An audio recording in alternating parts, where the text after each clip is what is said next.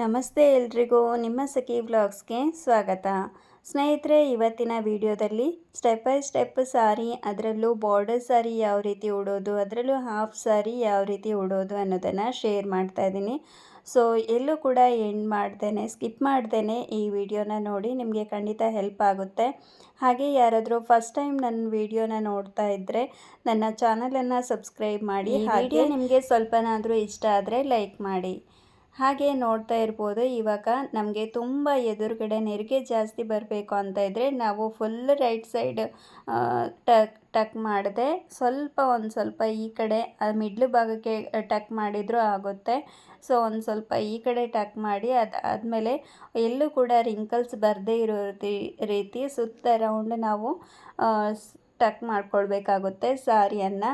ಅದಾದಮೇಲೆ ಇವಾಗ ಸೆರಗಿನ ಭಾಗ ಎಲ್ಲಿಂದ ಬರಬೇಕು ನೋಡಿಕೊಂಡು, ಬಾರ್ಡರ್ ಹಾಕಿರೋದ್ರಿಂದ ನಮಗೆ ಎಷ್ಟು ಲೆಂತ್ ಬೇಕು, ಮೊಣಕಾಲಿಂದ ಕೆಳಗಡೆ ಲೆಂತ್ ಒಂದು ಸ್ವಲ್ಪ ಬರೋ ಥರ ನಾವು ಲೆಂತ್ ನೋಡಿಕೊಂಡು ನೆರಿಗೆನ ಹಾಕ್ಕೊಳ್ಬೇಕಾಗುತ್ತೆ, ಅಂದರೆ ಸೆರಗನ್ನು ನಾವು ರೆಡಿ ಮಾಡ್ಕೊಳ್ಬೇಕಾಗುತ್ತೆ.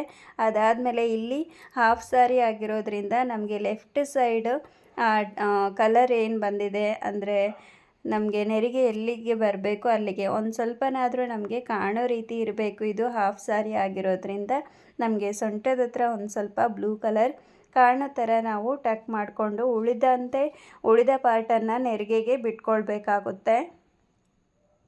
ಅದಾದಮೇಲೆ ನೆರಿಗೆ ಮಾಡ್ಕೊಳ್ಬೇಕಾದ್ರೆ ನಮ್ಮ ರೈಟ್ ಸೈಡಿಂದ ಒಂದು ನೆರಿಗೆ ತಗೊಂಡು ನೋಡಬೇಕು, ಅದು ಸರಿಯಾಗಿ ಬರ್ತಾ ಇದೆಯಾ ಅಂದರೆ ಅಲ್ಲಿಂದ ಕಂಟಿನ್ಯೂ ಮಾಡಬೇಕು. ಇಲ್ಲಾಂದರೆ ಅಲ್ಲಿ ಒಂದು ಸ್ವಲ್ಪ ಸೆರಗನ್ನು, ಅಂದರೆ ಒಂದು ಸ್ವಲ್ಪ ನೆರಿಗೆ ಪಾರ್ಟನ್ನು ಬಿಟ್ಟು ನಾವು ಕರೆಕ್ಟಾಗಿ ನೋಡಿ, ಲೈನ್ ಕರೆಕ್ಟಾಗಿ ಬೀಳ್ತಾ ಇದೆ. ಹಾಗಾಗಿ ಫಸ್ಟ್ ನೆರಿಗೆ ಕರೆಕ್ಟ್ ಲೈನ್ ಬೀಳಬೇಕು, ಆ ರೀತಿ ನೋಡಿಕೊಂಡು ಅದಾದಮೇಲೆ ಅದರ ಮುಂದುಗಡೆ ನಾವು ನೆರಿಗೆಗಳನ್ನು ಕರೆಕ್ಟಾಗಿ ನಾವು ಈ ರೀತಿ ಜಾಯಿಂಟ್ ಮಾಡ್ಕೊಳ್ಬೇಕಾಗುತ್ತೆ, ಅಂದರೆ ಸೆಟ್ ಮಾಡ್ಕೊಳ್ಬೇಕಾಗುತ್ತೆ.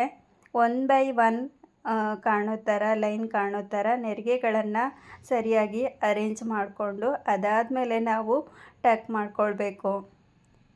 ಹಾಗೆ ಇಲ್ಲಿ ನೀವು ನೋಡ್ತಾ ಇರ್ಬೋದು, ನೆರಿಗೆಗಳು 1 by 1 ಕರೆಕ್ಟಾಗಿ ಬರೋ ಥರ ಸೆಟ್ ಮಾಡಿಕೊಂಡು, ಮತ್ತು ನಾವು ಸ್ಟಾರ್ಟಿಂಗ್ ನೆರಿಗೆ ಮಾಡಬೇಕಾದ್ರೆ ಸಣ್ಣದಾಗಿ, ಅಂದರೆ ಆದಷ್ಟು ತುಂಬ ದೊಡ್ಡದು ಅಲ್ಲ ತುಂಬ ಸಣ್ಣದು ಅಲ್ಲ, ಮಿಡ್ಲಾಗಿ ಬರೋ ಥರ ಮೆಷರ್ಮೆಂಟ್ ತಗೊಂಡು ಎಲ್ಲ ನೆರಿಗೆಗಳನ್ನು ಮಾಡಿಕೊಂಡ್ರೆ ತುಂಬ ನೆರಿಗೆಗಳು ಕಾಣಿಸುತ್ತೆ. ಒಂದು 6ರಿಂದ 7 ನೆರಿಗೆಗಳು ಖಂಡಿತ ಬರುತ್ತೆ. ಹಾಗೆ ಈ ರೀತಿ ಟಕ್ ಮಾಡ್ಕೊಳ್ಳೋದ್ರಿಂದ ತುಂಬ ನೀಟಾಗಿ ಕಾಣುತ್ತೆ. ಹಾಗೆ ಪಿನ್ನನ್ನು ಸೆಕ್ಯೂರ್ ಮಾಡೋದ್ರಿಂದ ನೆರಿಗೆಗಳು ನೀಟಾಗಿ ಹೆಚ್ಚು ಕಮ್ಮಿ ಜಾರದೇ ಇರೋ ಥರ ಆಗುತ್ತೆ. ನಾವು ಮಕ್ಕಳನ್ನ ಎತ್ಕೊಂಡಾಗ ಕೆಲವೊಮ್ಮೆ ನೆರಿಗೆಗಳು ಹೆಚ್ಚು ಕಮ್ಮಿ ಆಗುವಂಥ ಚಾನ್ಸಸ್ ಇರುತ್ತೆ, ಜಾರುವಂಥ ಚಾನ್ಸಸ್ ಇರುತ್ತೆ. ಹಾಗಾಗಿ ಅಲ್ಲಿ ಒಂದು ಪಿನ್ನನ್ನು ಸೆಕ್ಯೂರ್ ಮಾಡೋದು ತುಂಬ ಒಳ್ಳೆಯದು. ಹಾಗೆ ಇಲ್ಲಿ ಬಾರ್ಡರ್ ಸಾರಿ ಆಗಿರೋದ್ರಿಂದ ಬಾರ್ಡರ್ ಎಷ್ಟಿದೆಯೋ ಅಷ್ಟು ಲೆಂತನ್ನು ತಗೊಂಡು ಅದರ ಬ್ಯಾಕ್ ಸೈಡ್ ಉಳಿದ ಸೆರಗನ್ನು ನಾವು ಹಾಫ್ ಆಗಿ ತಗೊಳ್ಬೇಕು. ಇದರಿಂದ ನಮಗೆ ಯಾವುದೇ ಕಾರಣಕ್ಕೂ ನಮಗೆ ಮುಂದ್ಗಡೆಗೆ ಕಾಣೋದಿಲ್ಲ, ಸೆರಗಿನ ಪಾರ್ಟು ಅಂದರೆ ನೆರಿಗೆಗಳು ಕಾಣೋದಿಲ್ಲ, ನಾವು ಪ್ಲೀಟ್ ಮಾಡಿರೋ ಅಂಥದ್ದು ಕಾಣೋದಿಲ್ಲ. ತುಂಬ ಪ್ಲೀಟ್ಸ್ ಬರುತ್ತೆ ನಮಗೆ. ಈ ರೀತಿ ನೋಡ್ಬೋದು, ಇಲ್ಲಿ ಹಾಫ್ ಪ್ಲೀಟ್ಸನ್ನು ಮಾಡ್ಕೊಂಡಿದ್ದೀನಿ. ಮುಂಭಾಗ ನಮಗೆ ಬಾರ್ಡರ್ ಇರೋದು ಅಷ್ಟೊಂದು ಕಾಣ್ತಾ ಇಲ್ಲ. ಒಂದೇ ಸಲಕ್ಕೆ ಸರಿಯಾಗಿ ಬರ್ತಾ ಇದ್ದರೂ ಆಮೇಲೆ ನಾವು ಸರಿಯಾಗಿ ಅದನ್ನು ನೋಡಿಕೊಂಡು ಮೆಷರ್ಮೆಂಟ್ ತಗೊಂಡು ಸರಿಯಾಗಿ ಹಾಫ್ ಭಾಗಕ್ಕೆ ಬರೋ ಥರ ನಾವು ಹೆಚ್ಚು ಕಮ್ಮಿ ನೋಡಿಕೊಂಡು ಮಾಡಿಕೊಂಡ್ರೆ ಸರಿಯಾಗಿ ಬರುತ್ತೆ. ಈಗ ನೋಡ್ತಾ ಇರ್ಬೋದು, ಇದು ಒಂದು ಫ್ಯಾನ್ಸಿ ಸಾರಿ, ತುಂಬ ಸ್ಮೂತ್ ಆಗಿದೆ. ನಿಮಗೆ ಸಾರಿಯಲ್ಲಿ ಸ್ಲಿಮ್ ಆಗಿ ಕಾಣಬೇಕು ಅಂತ ಇದ್ದರೆ ಈ ಥರ ಸಾರಿಯನ್ನು ಚೂಸ್ ಮಾಡ್ಕೊಳ್ಳಿ. ತುಂಬ ನೆರಿಗೆಗಳು ಬರುತ್ತೆ ಮತ್ತು ಸ್ಲಿಮ್ ಆಗು ಕಾಣ್ತೀರಾ, ಮತ್ತು ತುಂಬ ಬೇಗ ನಮಗೆ ಪ್ಲೀಟ್ಸನ್ನು ರೆಡಿ ಮಾಡಿ ಸಾರಿನ ಉಟ್ಕೊಳ್ಬೋದು. ಫಂಕ್ಷನ್ಗೆ ಇರ್ಬೋದು ಅಥವಾ ಯಾವುದಕ್ಕಾದರೂ ಅಷ್ಟೇ, ತುಂಬ ಬೇಗ ಟೆಂಪಲ್ಗೆ ಹೋಗಬೇಕಾದ್ರೂ ಅಷ್ಟೇ, ಅರ್ಜೆಂಟಾಗಿ ಏನಾದರೂ ವೇರ್ ಮಾಡಬೇಕು ಅಂತಿದ್ರೆ ಈ ಥರ ಸಾರಿಯನ್ನು ನೀವು ಚೂಸ್ ಮಾಡಿ. ಈಗ ನೋಡ್ಬೋದು ಬಾರ್ಡರ್ ಕರೆಕ್ಟಾಗಿ ಎಷ್ಟು ನೀಟಾಗಿ ಕಾಣ್ತಾ ಇದೆ ಅಂಥೇಳಿ. ಅದರ ಹಿಂದ್ಗಡೆ ನಾನು ಹಾಫ್ ಪ್ಲೀಟ್ ಬರೋ ಥರ ಅರೇಂಜ್ ಮಾಡ್ಕೊಂಡಿದ್ದೀನಿ. ಅದಾದಮೇಲೆ ನಾವು ಶೋಲ್ಡರ್ ಹತ್ರ ಪಿನ್ ಮಾಡೋದಕ್ಕಿಂತ ಮೊದಲಿಗೆ ಈ ಒಂದು ಪ್ಲೀಟ್ಸ್ ಎಲ್ಲ ಸರಿಯಾಗಿ ಇದೆಯಾ ನೋಡಿಕೊಂಡು ಸರಿಯಾಗಿ ನಾವು ಸ್ಪ್ರೆಡ್ ಮಾಡಿಕೊಂಡು ಅದಾದಮೇಲೆ ಪಿನ್ನನ್ನು ಸೆಕ್ಯೂರ್ ಮಾಡ್ಕೊಳ್ಬೇಕಾಗುತ್ತೆ. ಹಾಗೆ ಮೊಣಕಾಲಿಂದ ಕೆಳಗೆ ಎಷ್ಟು ಲೆಂತ್ ಬೇಕೋ ಅಷ್ಟು ನೋಡಿಕೊಂಡು ಶೋಲ್ಡರ್ ಹತ್ರ ಇವಾಗ ಪಿನ್ನನ್ನು ಸೆಕ್ಯೂರ್ ಮಾಡ್ತೀನಿ. ಹಾಗೆ ಅದಕ್ಕೂ ಮೊದಲು ಇಲ್ಲಿ ಸೆರಗು ಅಂದರೆ ಎದೆ ಭಾಗಕ್ಕೆ ಎಲ್ಲ ಪ್ಲೀಟ್ಸ್ಗಳನ್ನು ನೀಟಾಗಿ ನಾವು ಸ್ಪ್ರೆಡ್ ಮಾಡಿಕೊಂಡು ಪಿನ್ ಮಾಡಿದರೆ ತುಂಬ ನೀಟಾಗಿ ಕಾಣುತ್ತೆ ಮತ್ತು ಏನು ಹೆಚ್ಚು ಕಡಿಮೆ ಅನಿಸಲ್ಲ. ನಮಗೆ ಸೊಂಟದ ಭಾಗದ ಹತ್ರ ಲೂಸ್ ಏನೂ ಬರೋದಿಲ್ಲ.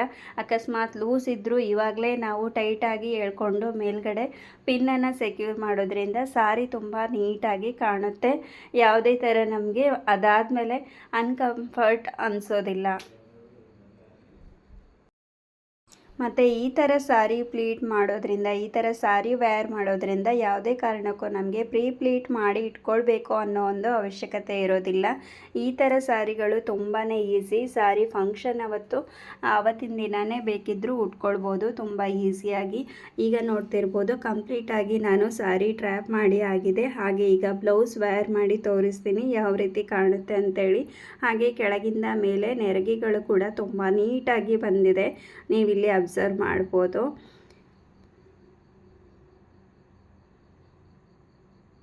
ಹಾಗೆ ಸೆರಗು ಚೆಸ್ಟ್ ಭಾಗದ ಹತ್ರ ಕೂಡ ತುಂಬ ನೀಟಾಗಿ ಪ್ಲೀಟ್ಸ್ಗಳು ಬಂದಿರೋದನ್ನು ಅಬ್ಸರ್ವ್ ಮಾಡ್ಬೋದು.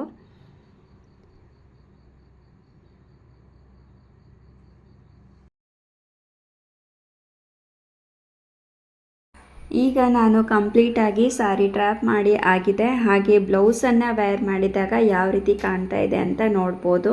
ತುಂಬಾ ನೀಟಾಗಿ ನಮ್ಮ ಲೆಫ್ಟ್ ಸೈಡು ಕೂಡ ಯಾವುದೇ ಥರ ಓಪನ್ ಆಗಿ ನಮಗೆ ಕಾಣಿಸ್ತಾ ಇಲ್ಲ. ತುಂಬ ನೀಟಾಗಿ ಸಾರಿಯನ್ನು ಡ್ರ್ಯಾಪ್ ಮಾಡಿದ್ದೀನಿ. ಹಾಗೆ ಹಿಂದ್ಗಡೆ ಕೂಡ ಬ್ಲೌಸ್ ಡಿಸೈನ್ ಕಾಣೋ ರೀತಿ ಬೇಕು ಅಂತ ಇದ್ದರೆ ನೀವು ಹೇರ್ ಬನ್ ಸ್ಟೈಲನ್ನು ಮಾಡಿಕೊಂಡ್ರೆ ತುಂಬ ನೀಟಾಗಿ ಬ್ಲೌಸ್ ಡಿಸೈನ್ ಕೂಡ ಕಾಣುತ್ತೆ. ಅದು ಕೂಡ ಒಂದು ಸ್ಟೈಲಿಶ್ ಆಗಿ ಇರುತ್ತೆ ಸಾರಿಗೆ. ಸೊ ನಾನಿಲ್ಲಿ ಕೂದಲನ್ನು ಬಿಟ್ಟು ಕೂಡ ಹೀಗೆ ತೋರಿಸ್ತಾ ಇದ್ದೀನಿ. ನಾನು ಆಲ್ಮೋಸ್ಟ್ ಹೇರ್ ಬನ್ ಸ್ಟೈಲ್ ಏನು ಮಾಡೋದಿಲ್ಲ. ಉದ್ದ ಕೂದಲು ಬಿಟ್ಟು ಈ ರೀತಿ ಬನಾನಾ ಕ್ಲಿಪ್ಪನ್ನು ಹಾಕ್ಕೊಳ್ತೀನಿ. ತುಂಬ ನೀಟಾಗಿ ಕಾಣುತ್ತೆ, ಖುಷಿಯಾಗುತ್ತೆ. ಸೊ ಇವತ್ತಿನ ವಿಡಿಯೋ ಇಷ್ಟೇ ಸ್ನೇಹಿತರೆ. ಸಾರಿ ಟ್ರ್ಯಾಪಿಂಗ್ ಟಿಪ್ಸ್ ನಿಮಗೇನಾದರೂ ಸ್ವಲ್ಪನಾದರೂ ಇಷ್ಟ ಆಗಿದ್ದರೆ ಒಂದೇ ಒಂದು ಲೈಕ್ ಮಾಡಿ. ಹಾಗೆ ನಿಮ್ಮ ಫ್ಯಾಮಿಲಿ ಫ್ರೆಂಡ್ಸ್ ಜೊತೆಗೆ ಶೇರ್ ಮಾಡಿ. ಹೀಗೇ ಮುಂದೆ ಹೊಸ ವಿಡಿಯೋದೊಂದಿಗೆ ಬರ್ತೀನಿ. ಅಲ್ಲಿವರೆಗೂ ಟೇಕ್ ಕೇರ್. Thank you.